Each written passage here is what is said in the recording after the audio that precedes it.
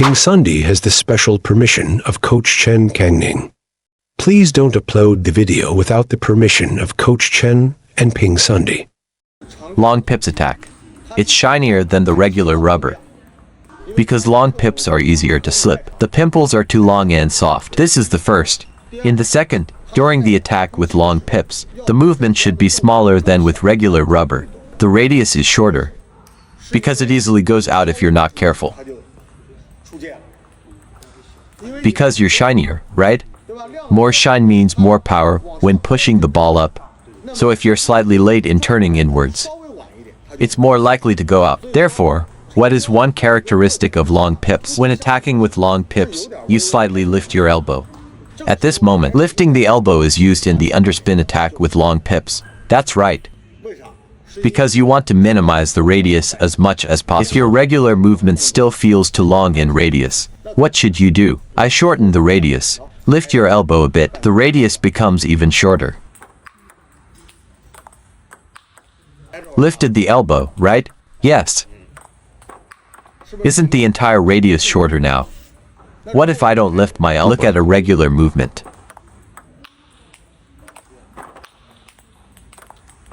It's harder to control, right? Can't manage the boundaries, right? So the correct movement is like this. You're definitely going to slip like that. Why are you holding the racket so high on the first shot? What's the blade type? I'm still leaning forward. Still leaning. You have to step in like this so he can't attack.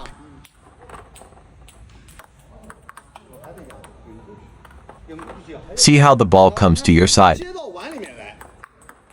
The ball comes to your side, right? My slow motion camera just has low quality. Let me speed it up. Isn't that it? Why highlight one when moving? Straight shot to his side. Just highlight a bit like this.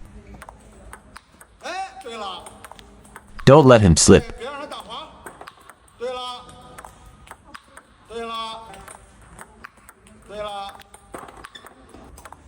Shorten the radius in half. Shorten the radius. Alright, alright, alright, stop. Good, good. I need to accelerate and put pressure with the arc, but it's not about pressing in the movement. Keep striving to set up. What do you need to do? Look, didn't my index finger lift the racket a bit? Naturally, then bring it back a bit. Isn't stopping the card just applying pressure with the arc? Understand it and try it again. That's enough. Don't deliberately make swing movements. Okay. Why do many people lift their elbows, including our forehands? Why do people who play forehands lift their elbows? Why does he end up in this position? Lifting the elbow. Actually, you don't need to worry about hitting it out. Go up in the motion to apply pressure on the arc. Rotate the racket head in. Isn't he just controlling the arc? Controlling the arc, right? Do I need to forcefully apply pressure with my motion? Playing without rhythm. You're just shaking the paddle back and forth when the ball comes. I just explained to that foreigner, right? What are you? Descending in the early phase. If you're chopping, descending in the middle to late phase. First, you need to understand the rhythm. Wait for the chop. Loop.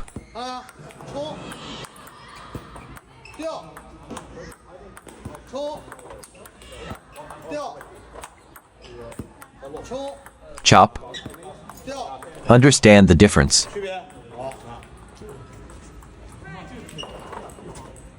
Loop at this spot. Then, a chop. You found the feel. If you can't find the spot is all over the place.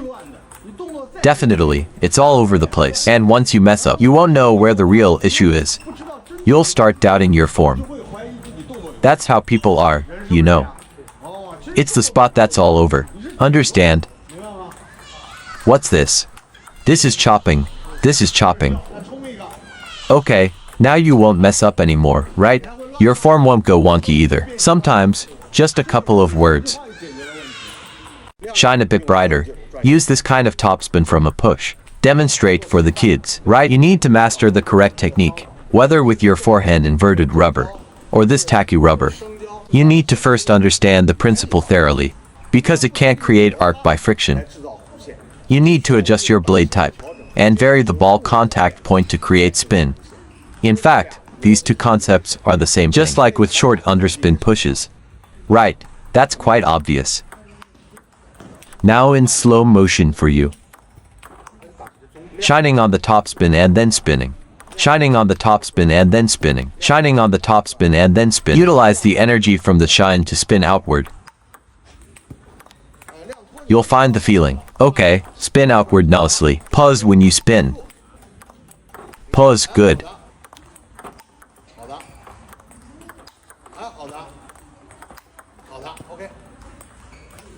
Right, that's the idea.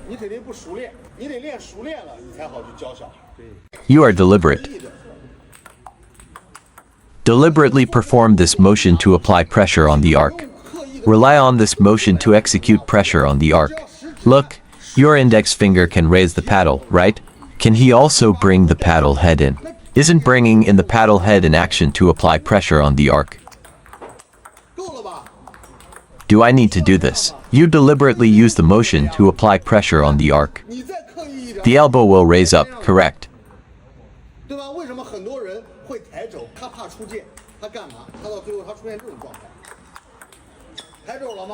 An excellent coach. You actually train with two minds.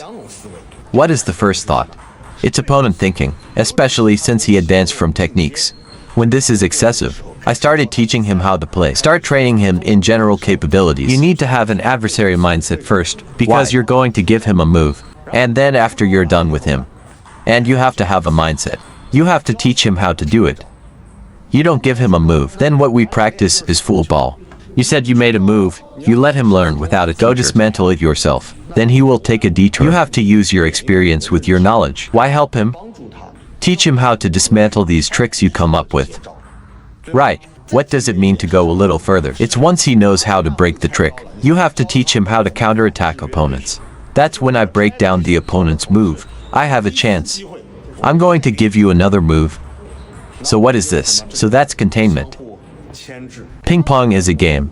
Where did the game come from? It's not that you make a move, I'll make a move. Can I give it to you after I open it? Also see if your ability to make moves is strong or not. Read more about table tennis on my blog, PingSunday.com. Get free ebook and coaching advices. See you in the next video.